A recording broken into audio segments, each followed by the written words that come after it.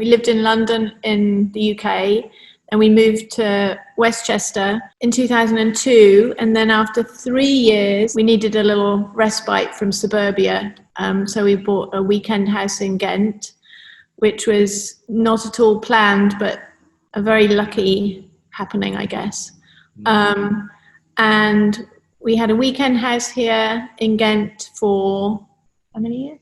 6 or 7 years. 6 or 7 years. And then we decided that we were going to be full-time. So we moved to our weekend house and then started looking for more land. And we found the land that this farm is on after about a year or so of looking. We were both brought up in relatively rural environments. I was sort of on the edge of a small city, so I was kind of come out the front door and I was in the countryside, and Mimi actually was in the countryside, and we both spent time on farms, and Mimi eventually went to agricultural school in Wales. So we had a little bit of this in our past. And it's worth saying, when we were looking for our place in the country originally in 2005, we looked on both sides of the river. So to make it kind of easy, we looked on this side of the river, and we looked on the Catskills side of the river as well. But the two environments are quite different in our minds. This environment has more rolling countryside. It seemed like it had more farms, and in some way, perhaps, although we didn't describe it like this at the time, we've come to reflect on it like this, though. It's somewhat sort of evocative of English countryside in many ways. So I think that there were things about being here that, were sort of deep inside us, so to speak, that we grew up with, and we were sort of perhaps had some sort of hankering or longing for. And like I say, that's all in hindsight, really. It's not a sort of something we went into it as a plan with. We rarely actually had a proper plan for anything, to be honest. It just sort of shakes out as we move along, and that's one of the things that we've reflected on since. And eventually, as is so often the case in life, we found this pretty much on our own doorstep. I mean, less than a mile away from where we were. Our sort of thinking going into it, if there was a plan at all, there was a plan to establish not only a home, but also, a business on the property. And I guess our sort of overarching purpose, if you will, was to get the farm back to being a productive farm. Here was 75 acres that had been in the same family for 40 years. It seemed like they'd had a crack at farming early on, and it hadn't sort of worked out for them. And the place had pretty been much left from a farming standpoint as it was left 38 years before. In other words, there were fences hanging around and bits and pieces everywhere, barns falling down. Our overarching objective would be to return these 75 acres back to productivity. And part of that was, establishing a farm and a brand here, which we've been doing since we started building the place. So we had the laying hens and meat chickens on a small scale at our weekend house. And then, when we moved here, well, no, actually before we moved here, but when we closed on the property, we brought the chickens over here, and then we also started raising some pigs. We wanted it to be very simple and clean lines, but a way to sort of meld the old world with the new world. So it's a farm which has sort of traditional connotations, but we wanted to sort of bring it up to date and have a modern aesthetic. So that's where Neil and his team, were very instrumental in bringing those ideas to a vision. We had lots of old materials from the falling down existing buildings.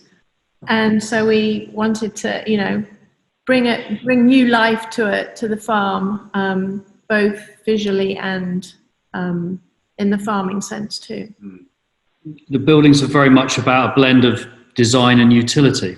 You know, we wanted them to look striking, and I think that the idea was hatched to have half of it looking rural, if you will, with the old barn boards, and half of it looking modern, which is an aesthetic that, through the process of kind of interviewing and discussion that we had with Neil and Co, kind of transpired that was an aesthetic that Mimi and I liked. So the kind of the design kind of notes were in there, but then we decided in terms of utility that, you know, the buildings each would have two uses, and so kind of with that framework we went about, you know, creating, you know, the buildings that we have today. You know, after a pretty thorough analysis, discussion, kind of thought process on what we actually needed to have here, given the objective of, you know, farming it and having a store here and so on and so forth.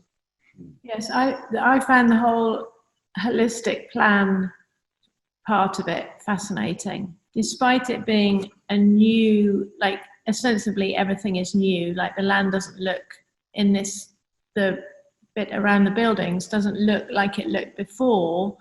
All the buildings apart from the house are actually on the site of buildings that were there when we bought the property.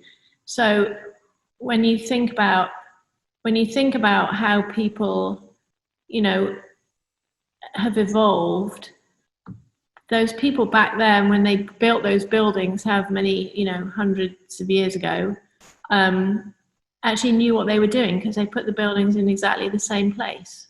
Yeah. Or we've ended up copying the location because that's where they make most sense. And perhaps most importantly, not regretting that. I mean, I don't think, you know, quite often if you build a new place, you sometimes drive past places and you see pathways that have been ground out by people in the oddest places. And that's because that's how they now use the property since it's been built. And I think one of the things that I always reflect on here is that we have none of that. We use the buildings and we move around, as Mimi said, we move around between the buildings and do the work we have to do here in a way that really fits the way it was designed. So you don't see any of that kind of awkward kind of, well, what's that random path doing going through there? You know, somebody missed the fact that that would be the way that people wanted to use the property. The only building that isn't on the site of another building is the house. There was nothing up here. And actually that was the one that took the longest time to actually decide fully where it was. I mean, this was actually the spot we thought about in the first place, but we talked about it for a long time before we actually said, okay, this is where it's going to be. The one thing I would say about the buildings is that we very much wanted them to be unostentatious and very sort of quiet and not, and some would say if you put a black building, particularly when we did it when there were no black buildings anywhere, but now if you look in the Hudson Valley, everybody has a black building. But back then, we wanted it to be very unostentatious, and to this day, people often don't see the house, and when they see it, they go, "Oh, whoa, yes, there's a house up there." Yeah. But they don't. It's not like in your face, which I really like. I think there are some examples in the Hudson Valley that we see where, you know, sight lines have not been preserved. You know, things stick out a bit like a sore thumb. Perhaps it's not been very thoughtfully done, or perhaps it has and people just don't care. But regardless, I think the thing is that we sort of feel like the house is sort of nestled in a way and sits really comfortably where it does sit without sticking out like a sore thumb. And I think actually, on the whole, I think Columbia County in particular does a really good job of that. I mean, even though we've been around the area in some way, shape or form for 15 years, it's always amazing as the seasons change and the leaf cover reduces or increases, how you come across different buildings that you never realized were there, even if you've traveled that route a number of times, right, even every day. Because, you know, I think it was very skillfully done over the last, you know, 200 to 300 years in terms of how buildings were sited and how well they kind of work with the environment and the landscape. The one last thing I would say about the house and the buildings is that it's our home and our business. So we wanted there to be some sort of separation, although in practice that doesn't work with your brain necessarily as well as it does with your physical body. But so we wanted the house to be set a little bit apart from the other buildings so that we could remove ourselves slightly. The fact that from our house that you can see the way it's oriented. Is that what I was saying? Oriented. You can see. Well, it literally changes every day. We can see the sunrise over to our right if we're looking out of the house, and then the sunset on the left, and then that we have a huge amount of trees that we can see. So every day we can see the colours changing.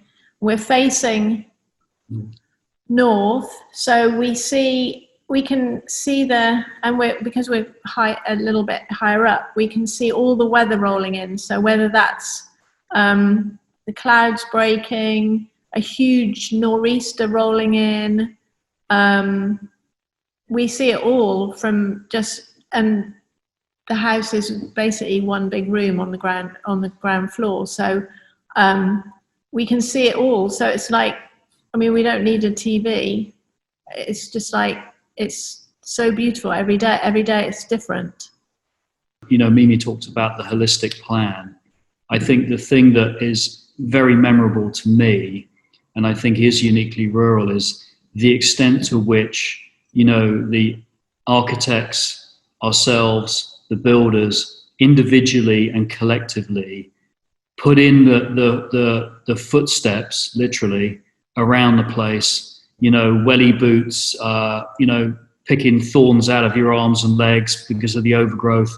There was a lot of walking around, a lot of looking at different angles, like literally trying to get as physically close to the feel of the land as possible before any decisions were made. You know, when we came into this, we hadn't already decided where the buildings would be. Nothing was less than waist high, or in fact way higher than your head, overgrown. Yeah.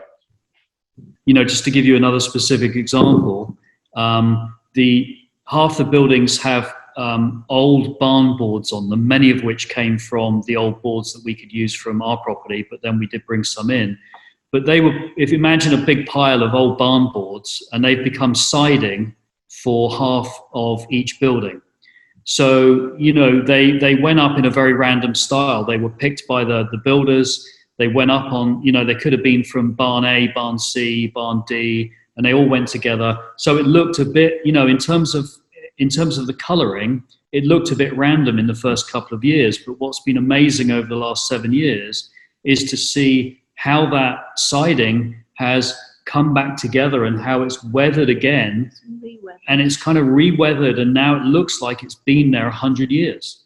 Together, side by side. And so the buildings, in that sense, they have life, you know, and it's been amazing to watch the property evolve and mature like that, in a way that, you know, literally those buildings, you know, in terms of that siding, look like they've been there forever.